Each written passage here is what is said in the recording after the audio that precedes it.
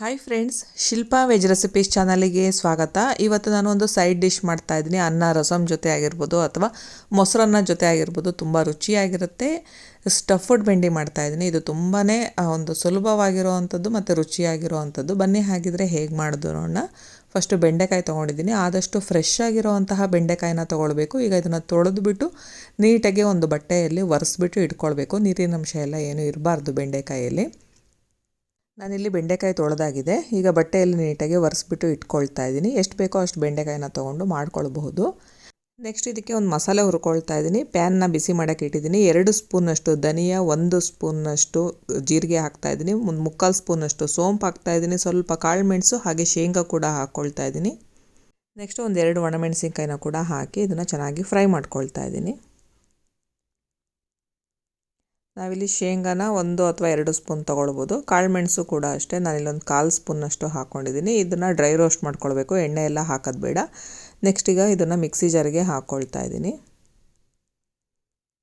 Next ಈಗ ಇದ್ರ ಜೊತೆಗೆ ನಾನು ಸ್ವಲ್ಪ ಅರಿಶಿನ ಪುಡಿ ಹಾಕ್ತಾ ಇದ್ದೀನಿ, ಜೊತೆಗೆ ಸ್ವಲ್ಪ ಇಂಗನ್ನು ಕೂಡ ಹಾಕ್ಕೊಳ್ತಾ ಇದ್ದೀನಿ.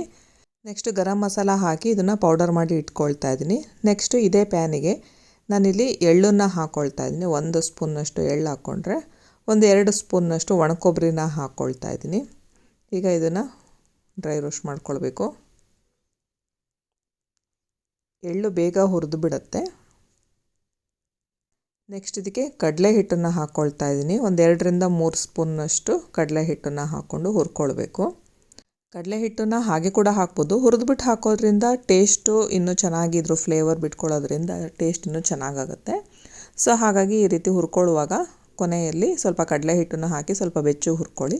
ಈಗ ಹುರಿದಾಗಿದೆ. ಈಗ ಇದನ್ನು ಕೂಡ ತಣ್ಣಗಾದ್ಮೇಲೆ ನಾನು ಮಿಕ್ಸಿ ಜಾರಿಗೆ ಹಾಕ್ಕೊಳ್ತಾ ಇದ್ದೀನಿ.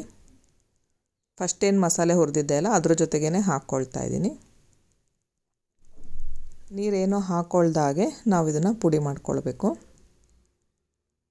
ನೆಕ್ಸ್ಟ್ ಈಗ ಪುಡಿ ಮಾಡಿ ಇಟ್ಕೊಂಡಿರೋದನ್ನು ಬೇರೆ ಒಂದು ತಟ್ಟೆಗೆ ಹಾಕಿ ಇಟ್ಕೊಳ್ತಾ ಇದ್ದೀನಿ. ಈ ರೀತಿ ಒಂದ್ಸಲ ನಾವು ಮಸಾಲೆನ ಮಾಡಿ ಇಟ್ಕೊಂಡ್ರೆ ಯಾವಾಗ ಬೇಕೋ ಆವಾಗ ಸ್ಟಫ್ಡ್ ಬೆಂಡಿ ಮಾಡ್ಕೊಳ್ಬೋದು, ಅಥವಾ ಆಲೂ ಫ್ರೈ ಮಾಡುವಾಗ ಬಳಸ್ಕೊಳ್ಬೋದು, ಅಥವಾ ಮೆಣಸಿನ್ಕಾಯಿನ ಸ್ಟಫ್ ಮಾಡಿಬಿಟ್ಟು ಮಾಡೋದಕ್ಕೂ ತುಂಬ ಚೆನ್ನಾಗಿರುತ್ತೆ ಇದು.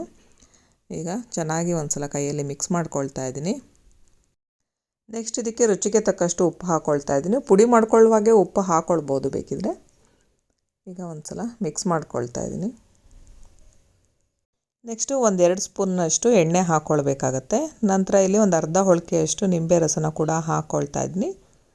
ನಾವು ಎಣ್ಣೆ ಬಳಸೋದ್ರಿಂದ ಸ್ಟಫು ನೀಟಾಗಿ ಬೆಂಡೆಕಾಯಿ ಒಳಗಡೆ ಕೂರಿಸೋದಕ್ಕೆ ಅನುಕೂಲ ಆಗುತ್ತೆ. ಈಗ ಇದನ್ನು ಮಿಕ್ಸ್ ಮಾಡ್ಕೊಳ್ಬೇಕು. ಈಗ ಸ್ಟಫಿಂಗ್ ಮಸಾಲೆ ರೆಡಿಯಾಗಿದೆ. ಈಗ ನೆಕ್ಸ್ಟು ಬೆಂಡೆಕಾಯಿನ ರೆಡಿ ಮಾಡ್ಕೊಳ್ಬೇಕಾಗತ್ತೆ ಸ್ಟಫ್ ಮಾಡೋದಕ್ಕೆ. ಈಗ ಬೆಂಡೆಕಾಯಿ ಏನು ಒರೆಸಿಟ್ಕೊಂಡಿದ್ದೆ ಅಲ್ಲ ಅದನ್ನು ತೊಗೊಂಡಿದ್ದೀನಿ. ನೆಕ್ಸ್ಟು ತುದಿ ಮತ್ತು ಹಿಂದ್ಗಡೆ ಏನಿರುತ್ತಲ್ಲ ತೊಟ್ಟು ಅದನ್ನು ಕೂಡ ಕಟ್ ಮಾಡ್ಕೊಳ್ತಾ ಇದ್ದೀನಿ. ಮತ್ತು ಮಧ್ಯೆ ಹಿಂಗೆ ಸೀಳ್ಕೊಳ್ಬೇಕು. ಸ್ಟಫಿಂಗಿಗೆ ಫಿಲ್ ಮಾಡೋ ಅಷ್ಟು ಜಾಗನ ಕರೆಕ್ಟಾಗಿ ಮಾಡ್ಕೊಳ್ಬೇಕು. ಹಾಗಾಗಿ ಸ್ವಲ್ಪ ನೋಡಿಕೊಂಡು ಆದಷ್ಟು ದಪ್ಪ ಇರುವಂತಹ ಬೆಂಡೆಕಾಯಿ, ಫ್ರೆಶ್ ಆಗಿರುವಂತಹ ಬೆಂಡೆಕಾಯಿನ ತಗೊಳ್ಬೇಕಾಗತ್ತೆ. ಮುಂದ್ಗಡೆ ತೊಟ್ಟು ಮತ್ತು ಹಿಂದ್ಗಡೆ ಏನು ತುದಿ ಇರುತ್ತಲ್ಲ ಅದೆರಡನ್ನೂ ಕೂಡ ಕಟ್ ಮಾಡಿಕೊಂಡು ಇಟ್ಕೊಂಡಾಗಿದೆ. ನೆಕ್ಸ್ಟ್ ಈಗ ಇದರೊಳಗಡೆ ತುಂಬೋದಕ್ಕೆ ಮಸಾಲೆನ ನೀಟಾಗಿ ಒಂದ್ಸಲ ಮಿಕ್ಸ್ ಮಾಡಿಕೊಂಡು ನಂತರ ಬೆಂಡೆಕಾಯಿ ಒಳಗಡೆ ಈ ರೀತಿ ತುಂಬ್ಕೊಳ್ಬೇಕಾಗತ್ತೆ. ಸ್ವಲ್ಪ ಚೆನ್ನಾಗಿ ಒತ್ತಿ ಗಟ್ಟಿಯಾಗಿ ನಾವು ಇದನ್ನು ತುಂಬ್ಕೊಳ್ಬೇಕು. ಇಲ್ಲಾಂದರೆ ನಾವು ಎಣ್ಣೆಯಲ್ಲಿ ಹಾಕಿ ಶಾಲೋ ಫ್ರೈ ಮಾಡುವಾಗ ಹೊರಗಡೆ ಬರೋ ಚಾನ್ಸಸ್ ಇರುತ್ತೆ. ಹಾಗಾಗಿ ನೋಡಿಕೊಂಡು ನಿಧಾನಕ್ಕೆ ನೀಟಾಗಿ ಈ ರೀತಿ ಸ್ಟಫ್ ಮಾಡ್ಕೊಳ್ಬೇಕಾಗತ್ತೆ. ಇದೇ ಥರ ಎಲ್ಲ ಬೆಂಡೆಕಾಯಿನೂ ಕೂಡ ಸ್ಟಫ್ ಮಾಡ್ಕೊಂಡು ಇಟ್ಕೊಳ್ಬೇಕು. ನಾವು ಈ ರೀತಿ ಮಸಾಲೆ ಮಾಡಿಕೊಂಡು ಸ್ಟಫ್ ಮಾಡಿಕೊಂಡ್ರೆ ರುಚಿ ತುಂಬಾ ಚೆನ್ನಾಗಿರುತ್ತೆ. ಮದುವೆ ಮನೆಗಳಲ್ಲೆಲ್ಲ ಬೆಂಡೆಕಾಯಿ ಸ್ಟಫ್ ಕೊಡ್ತಾರಲ್ಲ ಆ ರೀತಿಯೇ ಇರುತ್ತೆ. ಇದನ್ನು ಅನ್ನ ರಸಮ್ ಜೊತೆ ಸೈಡ್ ಡಿಶ್ ಆಗಿ ಬಳಸ್ಬೋದು, ಅಥವಾ ಮೊಸರನ್ನ ಜೊತೆ ಕೂಡ ತಿನ್ಬೋದು. ತುಂಬಾ ಚೆನ್ನಾಗಿರುತ್ತೆ. ಈಗ ಸ್ಟಫಿಂಗ್ ಎಲ್ಲ ರೆಡಿಯಾಗಿದೆ. ಈಗ ಇದನ್ನು ರೆಡಿ ಮಾಡಿ ಇಟ್ಕೊಂಡಿದ್ದೀನಿ. ನೆಕ್ಸ್ಟ್ ಈಗ ಇದನ್ನು ಶಾಲೋ ಫ್ರೈ ಮಾಡ್ಕೊಳ್ಬೇಕು. ಅದಕ್ಕೆ ನಾನು ಪ್ಯಾನಿಗೆ ಸ್ವಲ್ಪ ಎಣ್ಣೆ ಹಾಕ್ಕೊಳ್ತಾ ಇದ್ದೀನಿ. ಎಣ್ಣೆ ಏನು ಜಾಸ್ತಿ ಹಿಡಿಸೋದಿಲ್ಲ. ಎಣ್ಣೆನ ಹಾಕಿಬಿಟ್ಟು ಪ್ಯಾನ್ಗೆ ಈ ಥರ ಸ್ಪ್ರೆಡ್ ಮಾಡ್ಕೊಳ್ಬೇಕಾಗತ್ತೆ. ನಂತರ ಬೆಂಡೆಕಾಯಿ ಎಲ್ಲ ಈ ಥರ ಜೋಡಿಸ್ಕೊಳ್ಬೇಕು.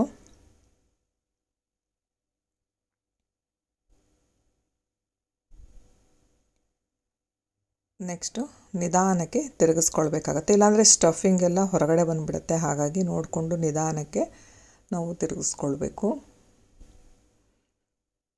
ಹೀಗೆ 1-2 ನಿಮಿಷ ಆದಮೇಲೆ ಮತ್ತೆ ತಿರುಗಿಸಿದ್ರೆ ಬೆಂಡೆಕಾಯಿ ಸ್ಟಫಿಂಗ್ ರೆಡಿ ಆಗುತ್ತೆ.